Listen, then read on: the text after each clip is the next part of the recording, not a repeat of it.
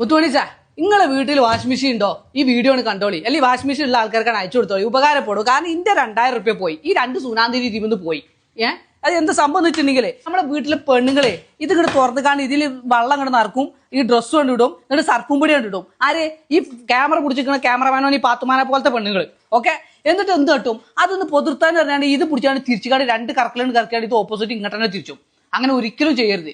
ചിലപ്പോൾ ഈ അറിവ് ഞാനേക്കാരെ ഏറ്റവും അവസാനം അറിയണേ, ഓരോരുത്തർക്കും ഓരോ അറിവ് ഓരോ സമയത്താണല്ലോ കിട്ടണേ. പക്ഷെ അത് ആർക്കെങ്കിലും അറിയാത്തോലും ഞാൻ ആരെങ്കിലും ഉണ്ടെങ്കിൽ ഓൾക്ക് ഉപകാരപ്പെട്ടോട്ടെ വിചാരിച്ചിട്ട് പറയാട്ടോ. അപ്പം ഇത് സംബന്ധിച്ചിട്ടുണ്ടെങ്കിൽ ഇത് ഇട്ടുകാണ്ട് ഈ വെള്ളവും പൊടിയൊക്കെ ഇട്ടുകാണ്ട് കൈയോണ്ട് ഇങ്ങോട്ട് ഇതാക്കിക്കാണ്ട് നിങ്ങളവിടെ വെച്ചോളി.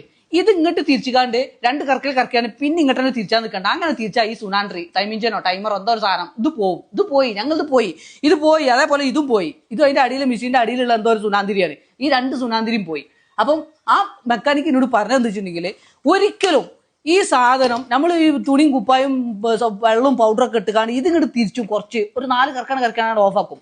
ഈ സാധനം ഇങ്ങോട്ട് തിരിച്ചാൽ പിന്നെ തിരിച്ചിങ്ങോട്ട് തിരിക്കാൻ പാടില്ല. അത് ഓട്ടോമാറ്റിക്കലി കറങ്ങി മെഷീൻ കറങ്ങി വന്നുകാണ്ട് ഇത് അലാരം അടിച്ച് ഇവിടെ ഓഫാണ്. അതാണ് എൻ്റെ നിയമം. അപ്പൊ ഞാൻ അങ്ങനെ ചെയ്തോളി. ഒരിക്കലും ഈ പൊടിയും കുപ്പായും വെള്ളമൊക്കെ ഇട്ടുകാണ്ട് അത് പൊതിർത്താനെന്ന് അറിയിക്കാണ്ട് ഇത് പിടിച്ചാണ്ട് 4 കറക്കിയാൽ ഇങ്ങോട്ട് തിരിച്ച് ഓഫാക്കാൻ നിൽക്കണ്ട. ഓഫ് ആക്കിയാൽ ഇതാ പോവും. ഈ 2 സുനാന്തിരി പോയാൽ മതി, ഇങ്ങോട്ടും പോവും, 2000 റുപ്യ പോവും.